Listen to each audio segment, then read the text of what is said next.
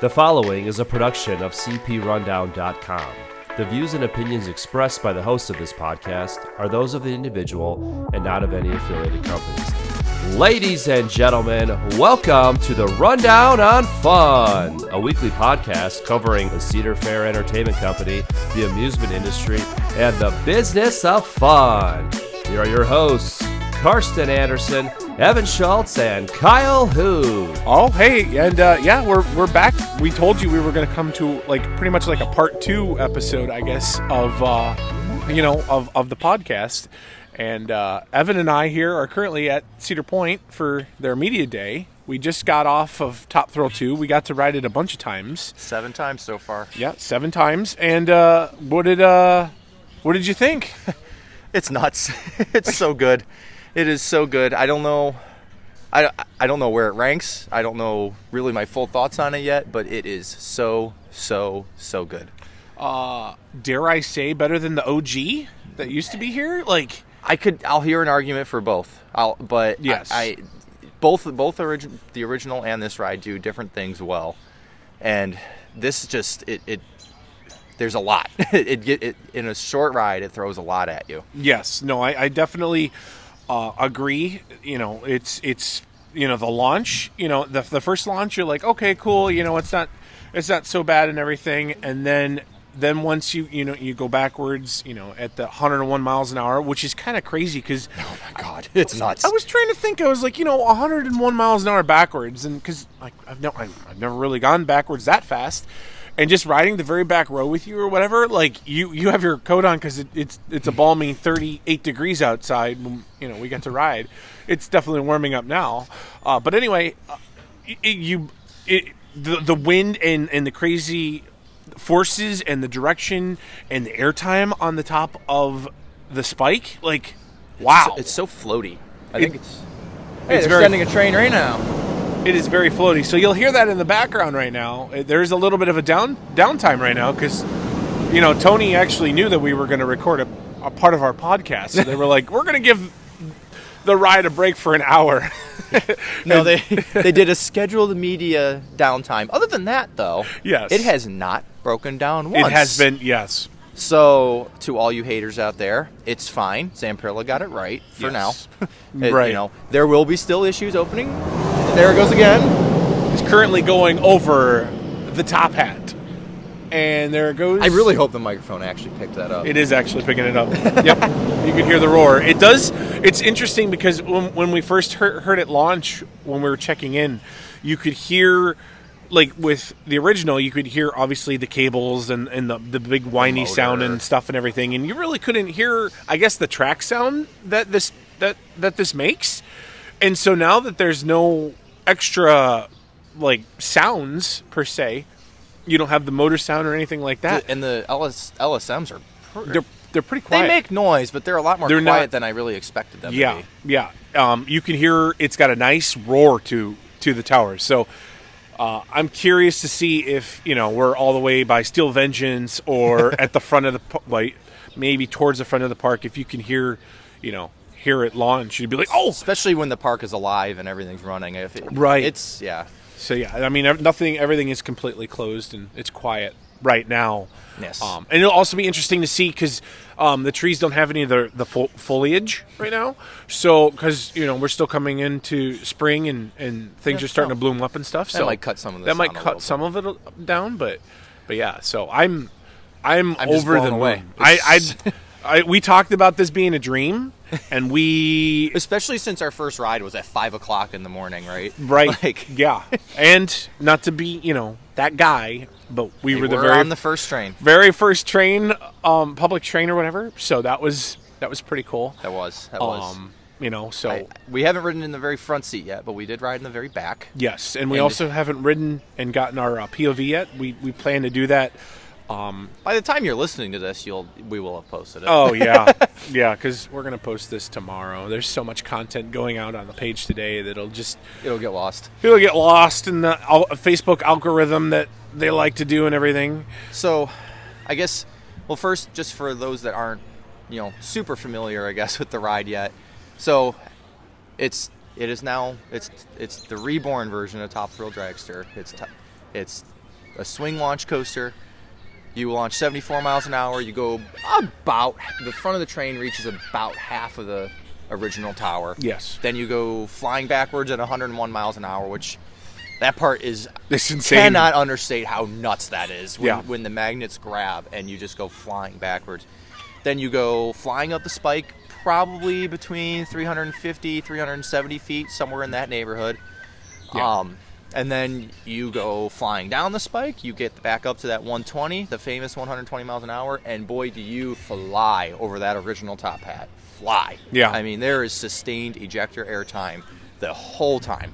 It is absolutely nuts.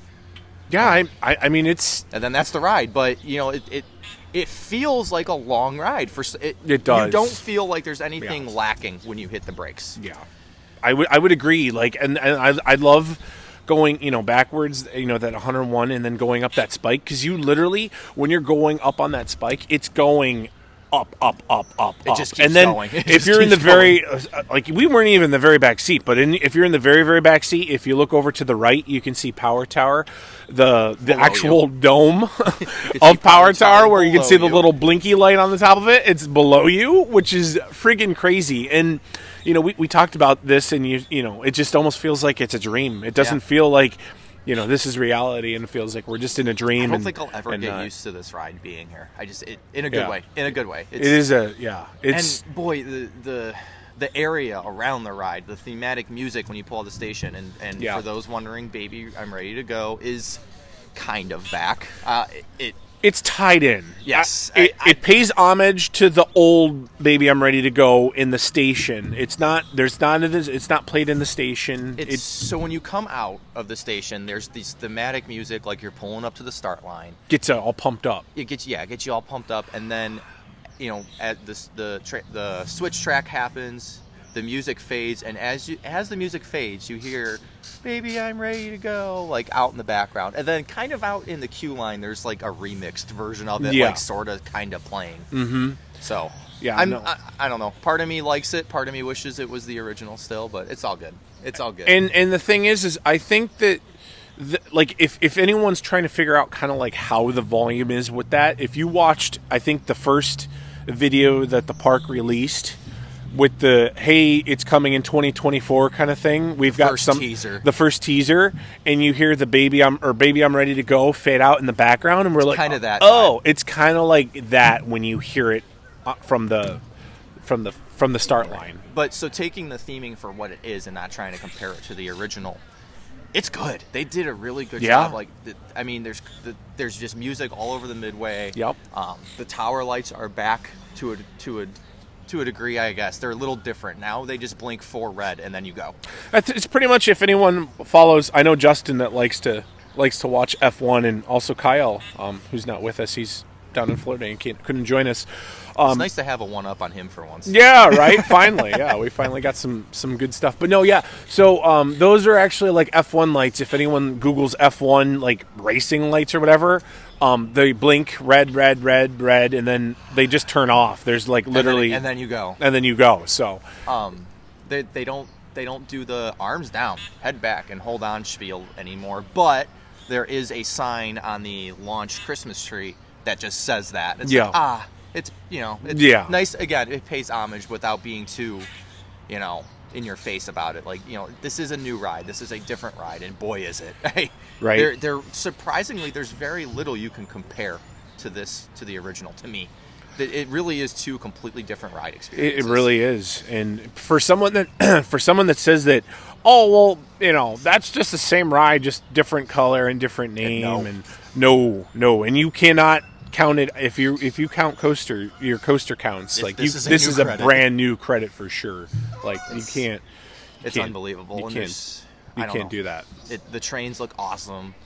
I do have to say, you know, the midway's really, really cool. Like, they obviously kept the bleachers, and then they kept the freestyle stands and everything. They actually updated the freestyle. The freestyle stands are the push button, or not the push button. They're the touchscreen buttons, which we talked about on our one of the last episodes. The Eclipse episode. Yeah, so that was a nice touch. They put some more graphics around in there and spruced it up a little bit. The bleachers pretty much look like the same as before. maybe they added some more fencing. I know that there used to be a walkway in front of the bleachers. That's gone. That's literally the whole entire ride area. So they took away a little bit of the walkway and stuff and everything. But that, and then also like the landscaping and all the lighting and all the signs and things like that. If you go on to CP Rundown's Facebook page, we did a live stream, and we also uploaded photos. Definitely check those out. You can see what it looks like at night, because we were here at 4:30 in the morning. So I was like, oh, cool, night shots. Our first 3 rides were night rides. yeah. Like, oh, hey, look, we were going up. I think we were going up the tower at the first launch, whatever. And I was like, oh, look at that, it's a sunrise is coming. Look at that. It was so cold this morning that we joked that if there was ever a Winterfest here, which there won't be, but if there was ever a Winterfest here, this would be the ride to open, because it was cold this morning, and it was fine. Yeah. It was running great. Yeah, it was running great, running flawlessly. I didn't see no breakdowns, any extra rollbacks or anything like that. I know people, were clamoring for that and stuff, and like Evan said, you definitely fly over that. There's no question you're making it over. yeah, you're flying for sure. Evan, you want to talk a little bit about the cool merchandise that we got to see inside the shop? The CP Racing Store's open today. We haven't bought anything yet, but there's a ton of new T-shirts and sweatshirts and jackets and the shorts and pants. And I think my favorite T-shirt so far is there's one that the front of it says, "Baby, I'm ready to go," and then on the back it says, "Again." It's a very nice homage. But yeah, I mean, there's so many nice shirts, and there's more coming. We're talking to some of the merchandise people about there's a lot more coming once the park opens. There's once jackets, there's thick jackets, there's track everything. Jackets, there's everything coming. There's keychains, there's magnets, I don't know if there's shot awesome glasses. Pins. There's a lot of pins. There's actually some really cool pins that actually move the little top thrill car down the track or whatever. So I thought that was really cool. Yes. Yeah, there's so much. There's so much. But again, go to the CP Rundown's Facebook page and check out everything there, because you'll be able to see. I pretty much took a picture of everything. Evan, if you wanted a Top Thrill 2 chocolate bar. Yeah, there's a chocolate bar in the shape of the train. Yep. Yep. God, there was a bunch of wonky stuff. A couple posters, socks, pajamas, keychains, stickers. And what's crazy is there's a lot more coming too. There's it's really? It's still the same gift shop, and as you guys probably know, it's a very small gift shop. Yeah. There's not a lot you can fit to the in there. Gills. It's packed, really, and there's a ton of stuff. It is packed to the gills. A ton of awesome stuff. Yeah. No. I guess we got to touch a little bit on the lockers. Yes. They did install some new lockers. Yes. There is definitely more than the original ride. It's not like they filled up the plaza with lockers, but there's probably more. like 4 or 5 rows of lockers, and then there's another back row that has lockers on top of that. We could be really dorky and go over there and count, but I would guesstimate there's like 500 lockers. Okay. Maybe more. All you got to do is count. Quote me on that. All you got to do is count like one. But they also have like kind of smaller lockers that they do. But then they also have bigger lockers too, which was kind of cool. They have too. but still think bag size, not steel engine sized. Right. Yeah. So I think we got the price on that, right? I mean, unless it changes or whatever from now and then, I think it's going to be what, $3 for 2 hours? $3 for your first 2 hours, and then an additional 3 hours, or an additional 2 hours will be $5. And this, I want to drive this point home, because there is a lot of rides here that require lockers, and I don't think this is advertised a lot. They do have what they call an all-day movable locker. So I believe they said it's $12. Yes. $12, and you pay that once, and as you move around the park and move stuff from locker to locker, I believe it's connected to your phone number, I believe is what you punch in. Or maybe it's just an 8-digit code or I think something. I did it before, unless they changed it, because they had some new software on the actual there. It looks like it might be something of that nature, or... At any rate, you go from, so say you ride Steel Vengeance and you get your locker there, and then you want to go ride Top Thrill 2.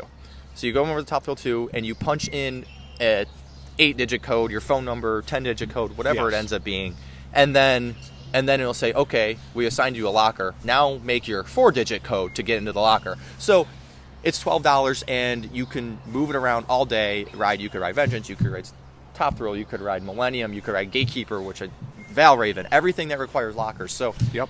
instead of paying the $3 every single time you want to ride something that requires lockers, you're just done. It's $12 flat rate. At Energylandia, when I was over in Poland, if you remember our third episode, Yeah. they have a system like that, and it works flawlessly. They are connected to wristbands, but it's the same idea. You go to a ride, you rent the locker, you end your rental, you go to another ride. Yeah. So yeah, it works really, really well. So I highly suggest doing that instead of just $3, $3, $3, $3, $3. And we were also talking, I mean, it kind of is, it sucks in a way, but I get it, because it's like, you know what? This is a premium attraction, and I don't mind paying a premium price for a premium ride. You know what I mean? Yeah. And if $3 is what we call a premium price, then I'm okay with that. Right? So, I mean, $3, put all your stuff in there. You don't have to worry about you losing your keys or your phone or anything guys, of that nature. It's $20 to ride Slingshot. This is a better ride than Slingshot. Yeah. It's more than that to ride, any Alpine coaster. If you're down in Tennessee, it's it's better than an Alpine coaster. Yeah. So it's unbelievable. Yeah, it's good times. Oh, it really is. They also touched up the bathrooms over here by Magnum. Yeah.